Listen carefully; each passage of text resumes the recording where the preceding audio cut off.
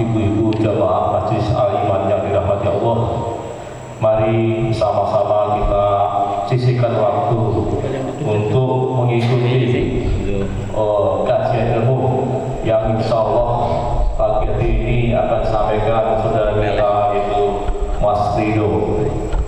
Mohon kesediaan Bapak Ibu untuk segera melanjutkan itikafnya diselingi dengan thalabul ilmi, yang mana ilmu adalah sangat penting untuk kita semua, karena kita sebagai orang muslim adalah orang yang cerdas yang akan selalu mengingat tentang kematian. Untuk itu marilah kita, mumpung masih diberikan umur, mari kita manfaatkan sisa umur kita untuk sama-sama mencari bekal untuk bekal di akhirat nanti. Bapak-bapak, ibu-ibu, jamaah majelis ilmu yang dirahmati Allah, terima kasih atas kesediaan waktunya telah sama-sama mengikuti untuk pagi ini. Untuk itu kepada Mas Ridho Ilahi supaya menempatkan diri untuk menyampaikan tausiah yang akan disampaikan pagi hari ini. Untuk itu kami persilakan.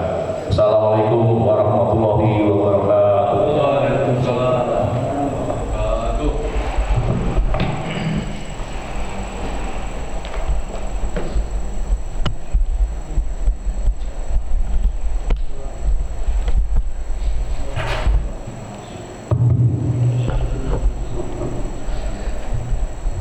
Bismillahirrahmanirrahim. Suaranya udah bener ya Pak? Bismillah. Assalamualaikum warahmatullahi wabarakatuh. Waalaikumsalam warahmatullahi wabarakatuh. Alhamdulillah alladzi arsala rasulahu bil huda wa dinil haqq liyudhhirahu 'ala dini kullihi wa kafa billahi shahida. Alhamdulillah alladzi alafa baina qulubina wa ja'alna imaman. Jadi gugup saya. Alhamdulillah wassalatu wassalamu ala Rasulillah, amma ba'd. Ya. Udah lama enggak tampil nih, memang harus sering-sering. Bersyukur pada Allah Subhanahu wa taala, Bapak-bapak, Ibu-ibu, pada pagi hari ini mungkin Sabtu terakhir di bulan Sya'ban, karena sekarang sudah memasuki 23 Sya'ban, dan kalau mengikuti kalender Hijriyah seharusnya minggu depan itu sudah 1 Ramadan, kecuali Sya'bannya genap jadi 30 hari. Nah ini yang suka dikhawatirkan, Ramadan nanti masuk ke Syawal kapan. Salawat dan salam semoga selalu dicurahkan kepada Nabi kita, Nabi Muhammad sallallahu alaihi wasallam. Semoga salawat dan salam ini juga selalu tercurahkan kepada keluarga beliau, sahabat-sahabat beliau, istri-istri beliau, dan kita selaku umat beliau semoga mendapat syafaat beliau di hari pembalasan ini. Bapak-bapak, Ibu, jamaah sholat subuh iman. Mungkin yang pertama di sini saya ingin sharing, ingin cerita. Tapi sebelum cerita, mungkin terima kasih kepada Pak Kiai Eri yang berkenan kemarin untuk saya gantikan, karena ingin sharing sebetulnya Bapak-bapak, sharing terkait perjalanan saya ke 3 masjid percontohan yang ada di Indonesia. Dari sekian banyak masjid gitu ya tentunya. Nah, saya datangi 3 kemarin. Yang pertama ada Masjid Jogokarian, langsung ketemu sama Kiai Jazir. Alhamdulillah kita ngobrol panjang lebar di Masjid Jogokarian. Selanjutnya kita juga ke Masjid Sejuta Pemuda. Ya, Masjid Sejuta Pemuda itu anak DKM atau marbotnya itu semuanya anak muda Pak, di bawah 25 tahun. Jadi anak-anak Gen Z, Gen Z, milenial, Gen Z ya paling banyak di sana. Nah itu kalau misalnya kita lihat di sosial media yang suka viral di masjid, emang boleh tidur? Nah di Masjid Sejuta Pemuda dikasih kasur kalau kita mau tidur di masjidnya gitu, dikasih kasur, dikasih bantal. Nah itu viral. Ini yang membuat sekarang berkembang luar biasa waktu kita ke sana, dan nanti juga akan diceritakan sedikit. Selanjutnya juga Masjid Muslim Bilioner. Nah ini juga amazing banget. Nanti saya coba untuk ceritakan pengalaman ke sana.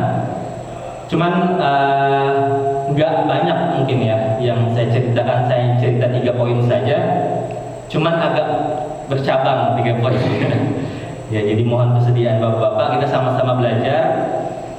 Semoga apa yang saya sampaikan ini bisa memberikan inspirasi, motivasi untuk kita selaku DKM, selaku Marbot, untuk berkhidmat lebih keras lagi, lebih banyak lagi di masjidnya Allah. Saya mulai Bapak, izin. Jadi yang pertama adalah poin kesimpulan saya dari setelah mendatangi 3 masjid-masjid yang tadi saya sebutkan, bahwa sejatinya bangunan fisik itu bukan yang terpenting ternyata Pak. Ini kesimpulan pertama saya dari 3 poin. Poin pertama yang saya pelajari, ternyata bangunan fisik itu bukan yang terpenting Pak. Kenapa ya? Karena ketika saya waktu itu datang ke Masjid Muslim Bilioner, itu saya agak ragu kan. Ini masuk gang, jalannya berbatu kan. Kita waktu itu bawa pimpinan pakai 3 mobil. Ini kok pimpinan juga ragu nih, bener nggak nih ada masjid percontohan gitu di sini. Begitu sampai, ternyata bangunannya itu bedeng-bedeng Pak.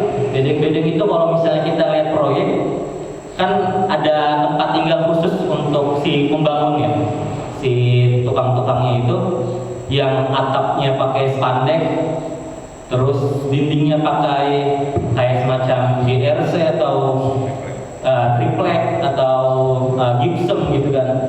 Saya lihat, wah ini apa betul masjid percontohan seperti ini gitu. Ternyata betul itu masjidnya. Memang kawasannya luas Pak. Kawasannya itu saya tanya sekitar 1,7 hektar. Nah itu juga perjuangan juga tuh waktu belinya. Nah ini fisiknya sangat underestimate lah kalau bapak-bapak kesana gitu ya. Itu waktu sholat itu udah kayak dalam oven. Jadi karena atapnya spandek, kita panas di dalam gitu. Jangankan AC kayak gini Pak, ini kita satu ruangan yang mungkin nggak terlalu besar, 6 AC Pak. Di sana itu kipasnya bisa dihitung pakai satu tangan gitu. Jadi kok bisa nih jadi masjid percontohan gitu kan. Kalau kita main juga ke Masjid Sejuta Pemuda, itu masjidnya kecil banget Pak. Saya malah hampir ngeliat, ini mah musola bukan masjid ya. Sampai-sampai waktu kita datang, kita zuhur waktu itu terlambat. Jadi udah ada soft pertama, maksudnya ada kloter pertama yang sholat, itu sampai kita gantian karena nggak muat. Jadi masjid yang sekecil itu disekat juga untuk barisan yang akhwatnya gitu ya. Jadi saya tanya kan ke beliau-beliau, kenapa nih kok masjidnya itu ada yang satu nggak permanen, lantainya itu cuman peluran Pak. Jadi peluran dicor gitu, terus langsung ditaruh atasnya itu langsung sajadah seperti ini. Tapi udah tipis tuh, kayaknya juga pemberian atau apa gitu ya. Terus kata ustadznya, jawabannya luar biasa nih yang membuat saya terkejut gitu. Oh pantas nih, berarti sebagai contoh masjid percontohannya layak loh. Jawabannya adalah, kita itu Mas, kita nggak mempentingkan besi dan konstruksi. Yang kita pentingkan adalah fungsi dan kontribusi. Jadi nggak penting besi dan konstruksi tinggi-tinggi, besar-besar, menara yang hampir miliaran. Kalau misalnya kita bikin gitu yang sebenarnya fungsinya cuma buat naruh toa, kan sebetulnya kan bambu juga bisa sebetulnya kalau misalnya kita mau melihat fungsinya gitu kan. Jadi esensinya adalah fungsi dan kontribusi. Nah ini juga mungkin satu pelajaran untuk kita Dan alhamdulillah kita sudah diberikan karunia yang luar biasa mewah dari Allah Subhanahu wa taala melalui jamaah yang ada di BSI ini. Masjidnya sudah bagus, AC. Ya, ini tinggal kita rawat nih, Pak. Ya kan, tinggal kita rawat. Nah, kenapa beliau-beliau itu fungsi dan kontribusi yang diutamakan? Karena ucapannya beliau ini meniru Masjid Nabawi. Masjid Nabawi itu ketika Rasulullah SAW itu masih ada, itu apa? Atapnya pelepah kurma, Pak. Pelepah kurma, tiang-tiangnya itu batang kurma. Dan sebagian dari masjidnya Rasulullah ketika itu belum full ketutup, jadi masih ada yang langsung langitnya itu langsung langit sungguhan, bukan langit-langit plafon itu. Jadi langsung. Nah, ini kita utamakan yang namanya bangunan itu fungsi dan kontribusinya. Nah, karena peradaban yang paling sederhana mungkin ya, saya tidak mau mengatakan rendah, peradaban yang paling sederhana itu peradaban fisik, pembangunan fisik itu yang paling mudah. Kenapa? Saya pernah bicara juga waktu itu di sini. Kita lihatlah Kolosium, kita lihat piramida, kita lihat bangunan suku Maya itu kan Kolosium dipakai untuk apa, Pak? Bangunan sebesar itu, arsitektur seindah itu digunakan untuk bunuh-bunuhan, untuk manusia diadu sama hewan.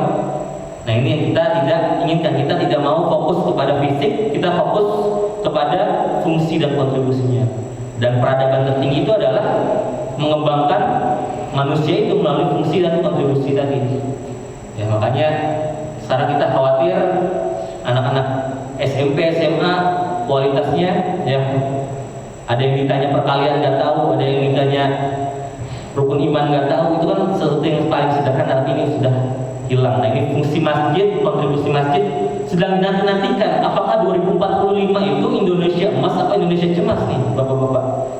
Dan ketika itu Indonesia emas, apakah masjid memiliki kontribusi pemegang saham dari Indonesia emas itu? Saya harapkan masjid menjadi salah satu pilar utama untuk menyongsong Indonesia emas. Nah, itu yang pertama.